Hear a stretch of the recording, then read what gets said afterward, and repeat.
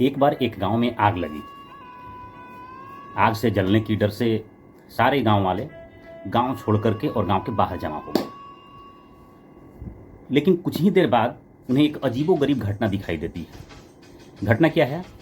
वो देखते हैं कि एक चिड़िया किसी तालाब से चोंच में पानी भर भर के बार बार गांव के ऊपर उड़ते हुए और गांव के ऊपर आकर छोड़ दे रही थी। यानी कि गांव को में लगी आग को बुझाने की वो चेष्टा कर रही थी। इसे देखकर एकत्रित गांव वाले जोश में आ गए। उन्हें समझ में आया कि जब एक छोटी सी चिड़िया गांव बुझाने का प्रयत्न कर सकती है तो फिर ये तो अपना ही गांव है, हम लोग क्यों नहीं कर सकते। और वे सारे लोग मिलकर सामूहिक प्रयास से गांव में लगी आग को बुझाने का प्रयास करने लगे और देखते ही देखते कुछ ही देर बाद गांव में वो लगी आग बुझ गई। बहुत सारे सामान जलने से बच गए। लेकिन कुछ दिनों बाद वो चिड़िया एक पेड़ पर बैठी हुई थी और उसी पेड़ पर एक कौवा बैठा हुआ था।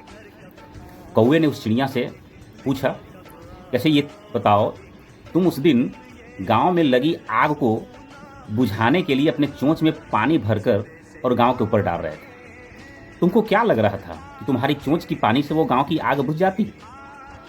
तो चिड़िया ने जो जवाब दिया वो बिल्कुल ही विचारणीय है। उसने जवाब दी कि बात यह नहीं है कि मैं उस गांव को बुझाने के लिए चोंच से पानी गिरा रही थी और वो चोंच से पानी से बुझ पाती कि नहीं। बात इतनी है कि मैं सिर्फ प्रयास कर रही थी। और जब भी इस गांव में लगी आग की कोई कहानी लिखी जाएगी या जब भी कहीं ये कहानी किसी के द्वारा कही जाएगी या सुनी जाएगी तो उसमें मेरा नाम गांव में लगी आग को बुझाने वाले लोगों में लिया जाएगा, जबकि तुम्हारा नाम इस पेड़ पर बैठकर तमाशा देखने वाले लोगों में लिया जाएगा या लिखा जाएगा। अब जरा सोच, ये कहानी सिर्फ एक कहानी नहीं बल्कि यह एक सीख है हम सब के लिए, क्योंकि हम सब भी कहीं ना कहीं आज के मौजूदा सरकार में सिस्टम से तंग आकर ये मान लेते हैं कि यही सिस्टम है और इसी के अंतर्गत अब जीना भी है। हम लोग सिस्टम में सुधार की अपने तरफ से कोई प्रयास नहीं करते और इसका नतीजा यह है कि व्यक्तिगत तौर पर सब लोग ये मान चुके हैं कि अब सिस्टम में सुधार नहीं हो सकता।